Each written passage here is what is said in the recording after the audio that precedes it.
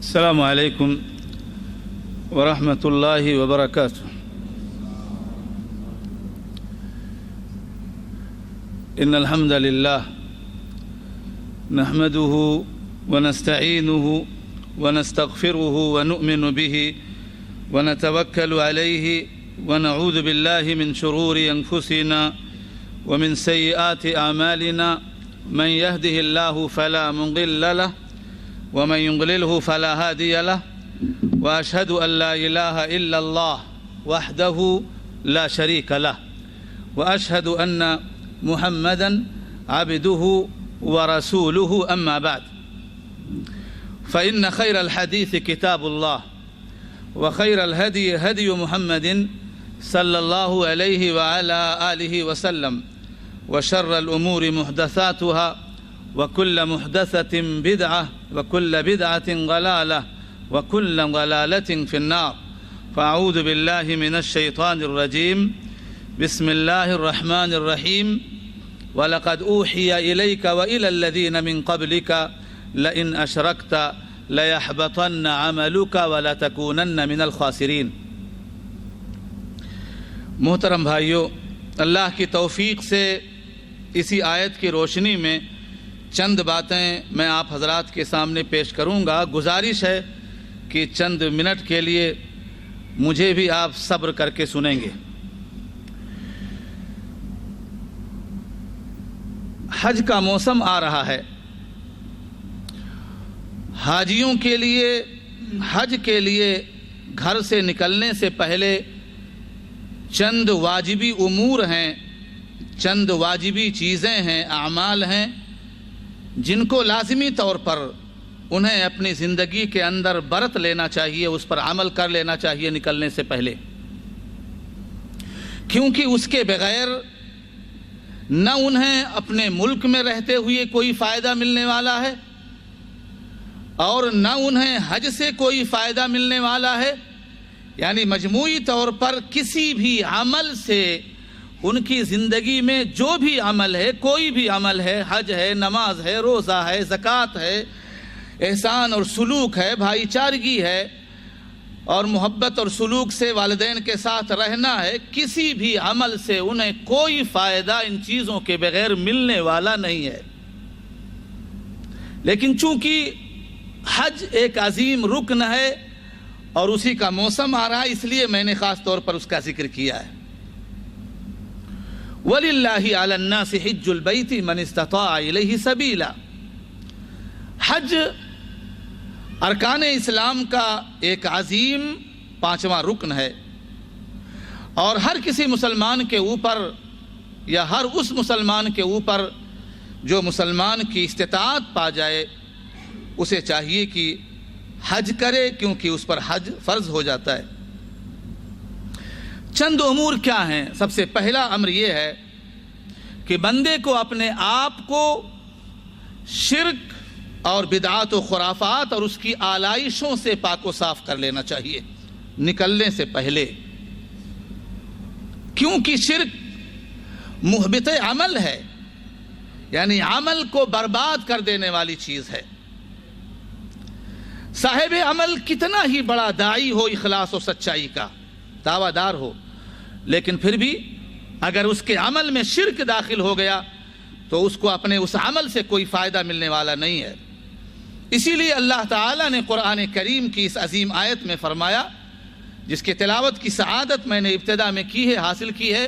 اللہ نے فرمایا وَلَقَدْ أُوحِيَ إِلَيْكَ وَإِلَى الَّذِينَ مِن قَبْلِكَ. اللہ کے نبی، البتہ تحقیق کی آپ کی طرف اور آپ سے پہلے جتنے بھی انبیاء و رسول آئے ان کی طرف یہ وحی کی جا چکی ہے کہ اگر آپ نے شرک کیا تو آپ کے عمل برباد ہو جائیں گے. وَلَتَكُونَنَّ مِنَ الْخَاسِرِينَ. اور آپ خسارہ اٹھانے والوں میں سے ہو جائیں گے. ایک لمحے کے لیے آپ غور کریں، یہ سید ولد آدم ہیں، امام الانبیاء ہیں، رحمت للعالمین ہیں، انہیں متنبہ کیا جا رہا ہے شرک سے، انہیں ڈرایا جا رہا ہے شرک سے، جن کے تعلق سے ہمارا یقین ہے، ایمان ہے کہ انبیاء و رسل کبھی بھی شرک میں داخل نہیں ہو سکتے. لیکن اس کے باوجود اللہ نے متنبہ کیا. یہ شرک کی خطرناکی کا ایک انتہائی اہم پہلو ہے. اس لیے ہمیں شرک سے بچنے کی کوشش کرنی چاہیے. اور اللہ کے نبی جناب محمد الرسول اللہ صلی اللہ علیہ وآلہ آلہ وسلم کے ماننے والوں کیوں؟ تاکہ ہماری ساری کوششیں حج کے تعلق سے ہمارا مال اور ہمارا عمل اور کوششیں ساری کی ساری اکارت نہ چلی جائیں. کیونکہ اللہ نے فرمایا ہے وَقَدِمْنَا إِلَى مَا عَمِلُوا مِنْ عَمَلٍ فَجَعَلْنَاهُ هَبَاءً مَنْثُورًا. اور انہوں نے جو اعمال کیے تھے ہم نے ان کی طرف بڑھ کر کے انہیں ذروں میں تبدیل کر کے ہوا میں اڑا دیا. خطرناک ہے یہ شرک. اس لیے ہمیں شرک سے بچنے کی کوشش کرنا ہے حج پر نکلنے سے پہلے.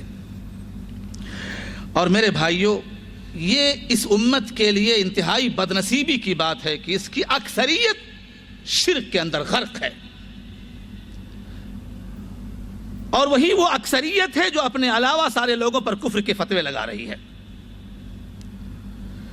صبح و شام غیر اللہ کے سامنے جھکنا، ان کے سجدے کرنا اور ان سے استغاثہ اور استعانہ کرنا، ان کے سامنے کپ کپانا اور اپنے جو مکمل طور پر ڈرنا، آنکھیں آنسو بہانا، یہ سارا کام صبح و شام ہو رہا ہے.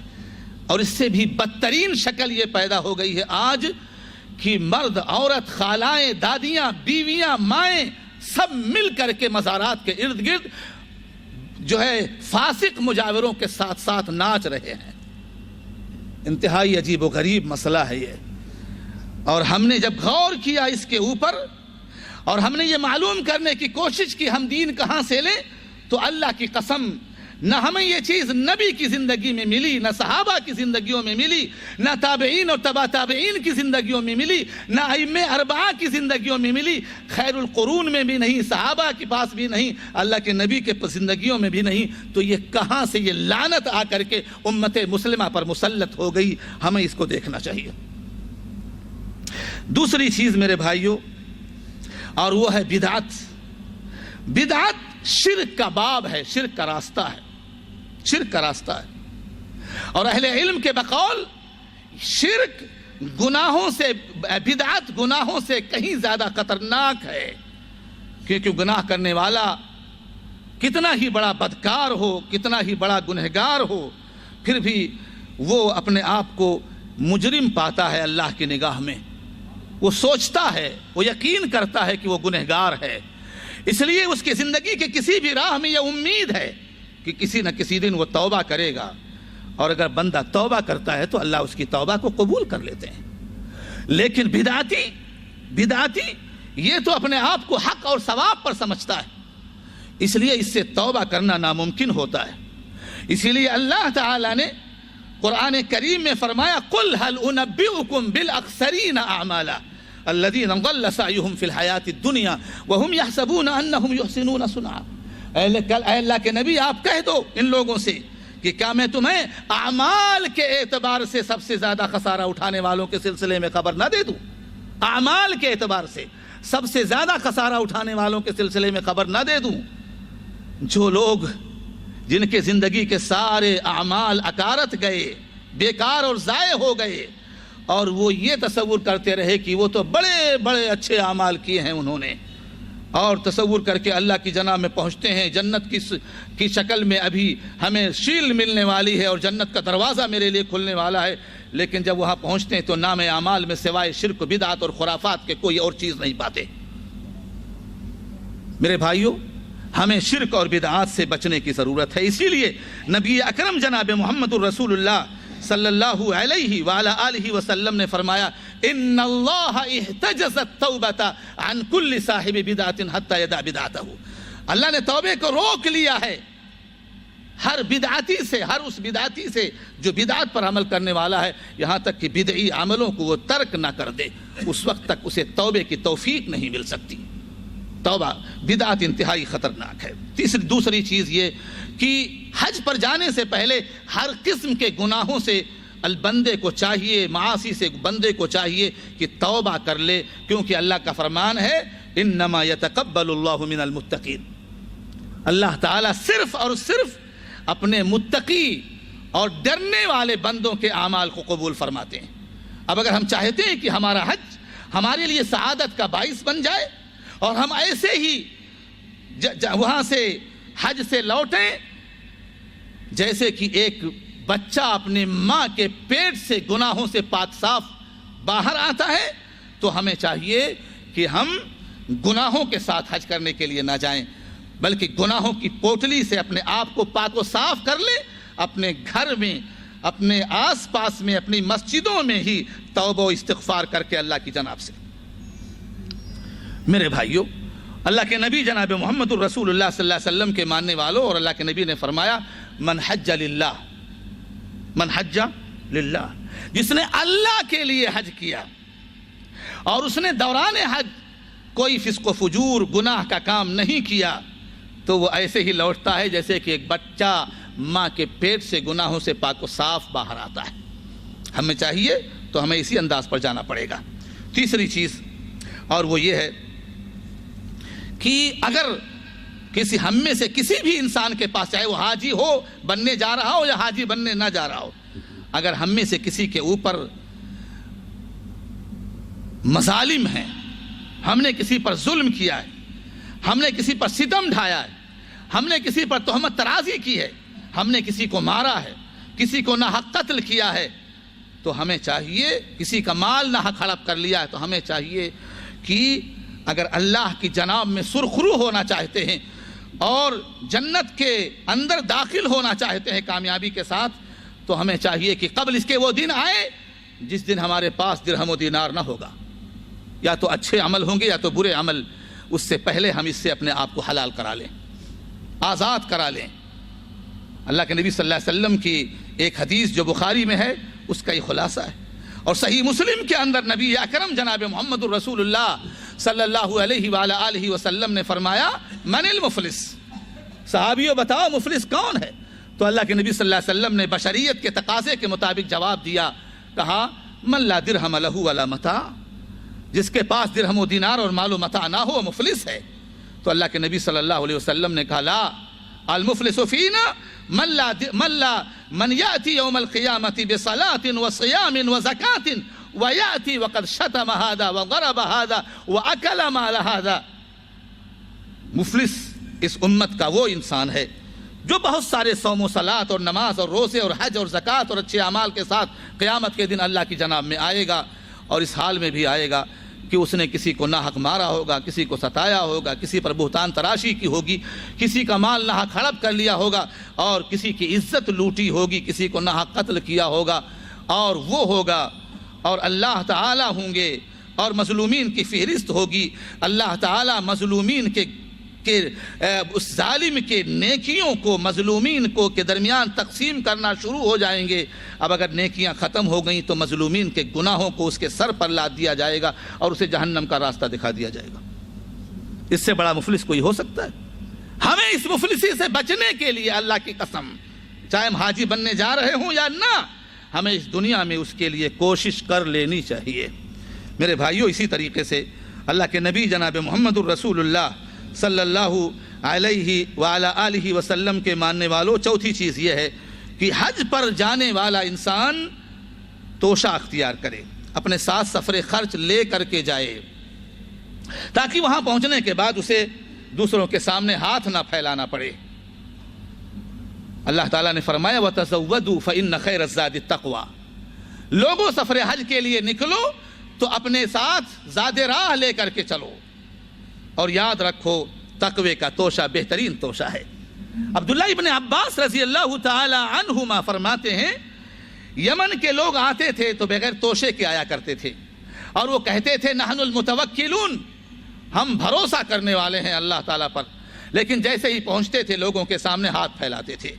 تو اللہ تعالیٰ نے اس آیت کو نازل فرمایا وَتَزَوَّدُوا فَإِنَّ خَيْرَ الزَّادِ التَّقْوَىٰ، اور تقوی کا توشہ سب سے اچھا توشہ ہے، یعنی اللہ کا ڈر ساتھ لے کر کے چلو. اتق اللہ حیث ما کنت، اللہ سے ڈرتے رہو جہاں بھی کہیں رہو، چاہے حج کے میدانوں میں، مشاعر کے آس پاس، یا دنیا میں کسی بھی کونے میں رہو، اور صرف ڈرو تو اللہ سے ڈرو. اور اللہ کی قسم، ہے کوئی اور چیز ڈرنے کے لائق؟ ہے کوئی اور ڈرنے کے لائق؟ دنیا میں کوئی ایسا نہیں ہے جس سے ڈرا جائے وخافونی ان کنتم مؤمنین، اور اے لوگو ڈرو، مجھ سے ڈرو اگر تم سچے معنوں میں مومن ہو۔ میرے بھائیوں، اسی طریقے سے اللہ کے نبی جناب محمد الرسول اللہ صلی اللہ علیہ وآلہ آلہ وسلم کے ماننے والوں، چھٹی چیز جو آج کے درس میں ہے، پانچویں چیز وہ یہ ہے، اور جب نکلو حج کے لیے تو حلال توشہ لے کر کے نکلو۔ حلال توشہ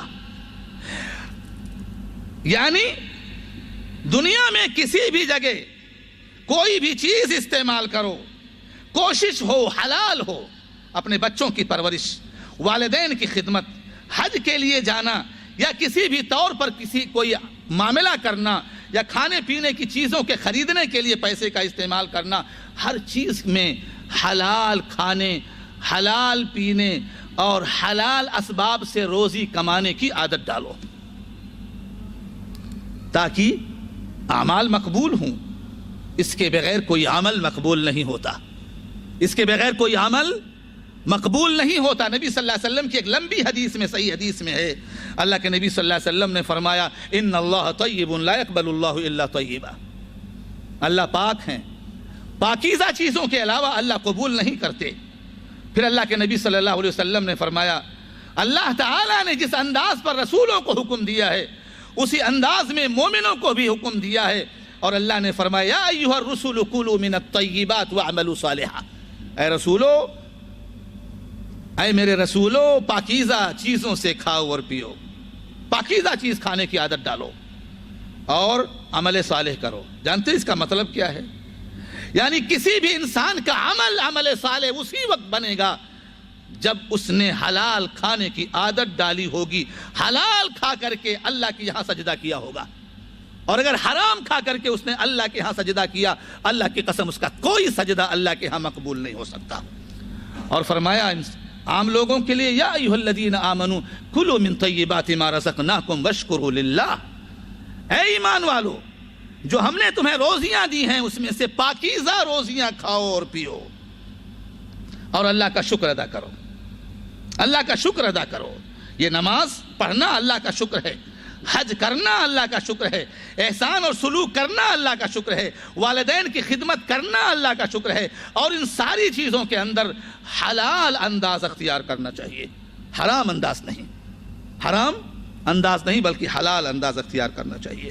لہذا ہمیں چاہیے، اور اللہ کے نبی صلی اللہ علیہ وسلم نے اس کے بعد ایک آدمی کا ذکر کیا جو بہت دور سے سفر کر کے آتا ہے اور پراگندہ بال اور پراگندہ حال ہے، عرفہ کے میدان میں پہنچتا ہے، اللہ کی ربوبیت کا اقرار کرتے ہوئے کہتا ہے یا ربی یا ربی یا ربی، اور فرمایا اللہ کے نبی صلی اللہ علیہ وسلم نے وَمَطْعَمُهُ حَرَامٌ وَمَأْكَلُهُ حَرَامٌ وَمَشْرَبُهُ حَرَامٌ وَغُذِّيَ بِالْحَرَامِ فَأَنَّى يُسْتَجَابُ لِذَلِكَ، اور اس کا حال یہ ہے، اس کا کھانا حرام کا ہے، پینا حرام کا ہے، اس کی پرورش ہی حرام مال سے ہوئی ہے، اس کا لباس حرام مال سے خریدا گیا ہے، پھر ایسے انسان کی دعا کیسے قبول ہوگی؟ دعا کے بہت سارے اسباب جو مقبولیت کے ہیں موجود ہیں اس انسان کے پاس، لیکن اس کے باوجود ایک چیز کے نہ کہیں ہونے کی وجہ سے، اور وہ ہے حرام مال کھانے کی عادت ڈالی ہوئی تھی، اس لیے نہ حج مقبول، نہ دعا مقبول، نہ عبادتیں مقبول، کوئی بھی چیز اس کی مقبول ہے ہی نہیں اللہ کی جناب میں۔ ہم چاہتے ہیں کہ ہم جائیں اور حج مقبول ہو جائے اور گناہوں سے مبرہ اور پاک و صاف ہو کر کے اپنے بچوں کے پاس لوٹیں، تو ہمیں چاہیے کہ ہم اپنے کھانے پینے کی چیزوں کی رعایت کریں، حلال مال کھانے کی عادت ڈالیں، چاہے نماز ہو، چاہے روزہ ہو، چاہے حج ہو، چاہے زکوٰۃ ہو، اس کو مقبول بنانا چاہتے ہیں تو یہ انداز ہمیں اختیار کرنا پڑے گا۔ یہ مسئلہ اختیاری نہیں ہے بلکہ اجباری ہے۔ یہ مسئلہ کیا ہے؟ اختیاری نہیں بلکہ اجباری ہے۔ یہ سوال اختیاری نہیں بلکہ اجباری ہے۔ ہم چاہتے ہیں جنت میں جانا تو ہمیں یہ اختیار کرنا پڑے گا۔ اللہ تعالیٰ ہمیں اس کی توفیق دیں۔ اسی طریقے سے ساتھی چھٹی چیز، اور وہ یہ ہے اپنی نیتوں کو درست کر لیں، نیتوں کو درست کر لیں۔ اللہ کی قسم، لوگ حج کے لیے جاتے ہیں اور وہاں بھی جا کر کے غیر اللہ کے سجدے کر رہے ہوتے ہیں، وہاں بھی ان کی پوری نیت گھر سے نکلتے ہوئے یہ ہوتی ہے انہیں اللہ کے نبی نے بلایا ہے، انہیں بزرگ کے واسطے سے یہ توفیق ملی ہے، اور انہیں یہ اور انہیں وہ اور انہیں یہ اور وہ، اور ہر حالت میں فاسد عقیدہ اور فاسد نیت کے ساتھ پہنچتے ہیں تو کوئی بھی عمل ان کا درست نہیں ہوتا ہے. وہ ایسے ہی ہوتا ہے کہ ایک حاجی پہنچتا ہے، طواف کر رہا ہے اور اپنے بزرگ کو فون کر رہا ہے، مجھے کچھ بھی نہیں آ رہا ہے، میں کیا کروں، مجھے کچھ بھی نہیں آ رہا ہے، میں کیا کروں. تو کہتا ہے تجھے کچھ بھی نہیں آ رہا، کہتا ہاں کچھ بھی نہیں آ رہا. تو وہابیوں کو گالی دے لے. کس کو دے دے؟ وہابیوں کو گالی دے لے. اور اللہ کی قسم اس اسٹیج سے، اس مبارک مسجد میں آپ کو اعلان کرتا ہوں، اس دھرتی کے اوپر اگر وہابی کوئی انسان ہے تو اس کا مطلب ہے کہ صرف اور صرف اللہ کی عبادت کرنے والا. اور اگر اس کی وجہ سے وہابی کہا جاتا ہے تو 100 بار نہیں، اربوں اور خربوں بار ہم سب اعلان کرتے ہیں کہ ہم وہابی ہیں، ہم وہابی ہیں اور ہمارا کوئی گناہ نہیں ہے، اور ہمارا کوئی گناہ نہیں ہے. چاہے کوئی بھی جماعت کے لوگ ہمیں برا سمجھتے ہوں، اور اگر وہ ہماری پوری زندگیاں اور ہمارے منہج کے سارے لوگوں کی زندگیاں وہ کھال ڈالیں، اللہ کی قسم اس کے علاوہ شخصی طور پر کوئی گناہ ہو وہ اس کو شخصیت کے لیے جانے دیجئے. لیکن الحمدللہ جس منہج کو ہم نے اختیار کیا ہے اس منہج میں کوئی کجی نہیں ہے. 7ویں چیز اور آخری چیز، اللہ کے نبی جناب محمد الرسول اللہ صلی اللہ علیہ وآلہ آلہ وسلم کے ماننے والوں، ہمیں حج پر نکلنے سے پہلے حج کے طریقے کو سیکھ لینا چاہیے. جہالت کا جامہ پہن کر کے حج کے لیے نہیں جانا چاہیے. العلم نور، علم نور ہے. اس نور کو حاصل کرنے کی کوشش کریں، کیونکہ نور ایک عظیم روشنی ہے، علم ایک عظیم روشنی ہے، اور جاہل اور عالم برابر نہیں ہو سکتے. ہم سب لوگوں سے گزارش کرتے ہیں کہ کسی نہ کسی طور پر کوشش کریں حتی الامکان علم حاصل کرنے کے لیے. اور حج پر جانا چاہتے ہیں تو علم حاصل کر لیں کیسے آپ کا ہمارا حج نبی کے سنت کے مطابق ہو جائے، کوشش کریں. اور آخری چیز، اپنے لیے صحبت جو اختیار کریں کسی قوال کو نہیں، کسی زیادہ بولنے والے کو نہیں، بلکہ ایسے متدین اور کریم نفس حلیم انسان کو جو کہ کم بولتا ہو اور نیکی کو پروان چڑھانے والا ذہن اور اس کے پاس عادت موجود ہو. اور ایسے لوگوں کو اپنے لیے مصاحب بنائیں. اللہ تعالی ہم سبوں کو ان مقدس مقامات پر لے جائے اور ہمیں اخلاص اور سچائی کے ساتھ اللہ کے لیے موحد رہتے ہوئے حج کرنے کی توفیق عطا فرمائے. وآخر دعوانا الحمدللہ رب العالمین. جزاکم اللہ خیرا و احسن الجزا. شکرا لکم.